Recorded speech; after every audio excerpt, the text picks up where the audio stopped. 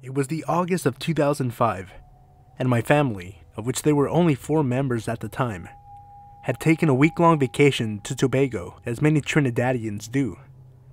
I was a young child back then, and was asleep at the time of the incident.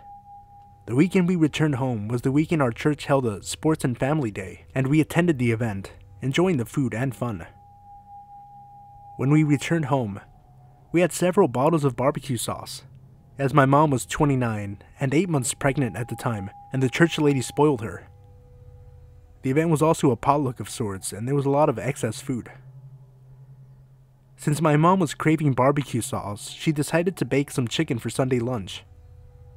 After preparing the meat, she put the chicken in the oven and went to her bedroom to get changed and iron clothes for church the next morning. When she returned to the kitchen, she realized that the back door was open. The house was very old, and the back door was one of those stable doors that could open at the bottom and top separately. It also had a burglar-proof gate, which was meant to be an extra layer of security. When my parents had bought the house, the door was already broken, and they always meant to change it but never got around to doing so. She returned to her room after noticing the open door and asked my dad if he had gone outside to do laundry. He said no, and she found it very strange. She pulled the door in and went about her business. When she returned to the kitchen a second time, she noticed the door was slightly ajar again. The door had one of those old handles that you had to pull down and push to open. When she pulled in the door, she saw before her very own eyes the handle turning again, seemingly on its own.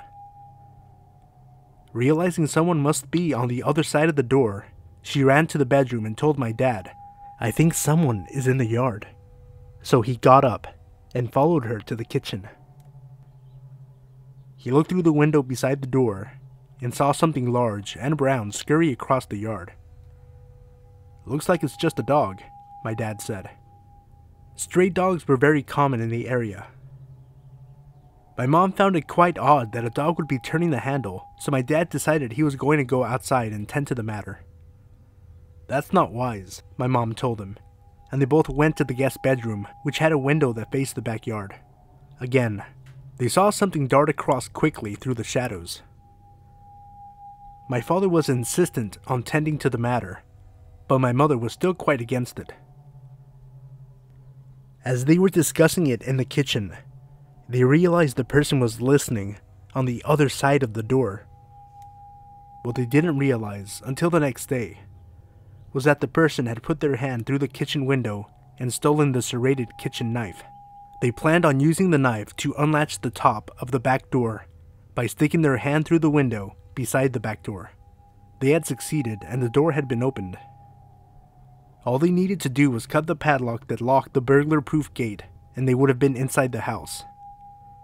In my opinion, the scariest part was the fact that they had called the police station, which was about 3 minutes from our house, and they took 3 hours to get here. They didn't even get the correct address. One of our neighbors had to direct them to our house. When they finally came, they were armed with excuses. They didn't want to do their job. They said the Louvres were too dirty to get fingerprints. They didn't want to go in the river tonight.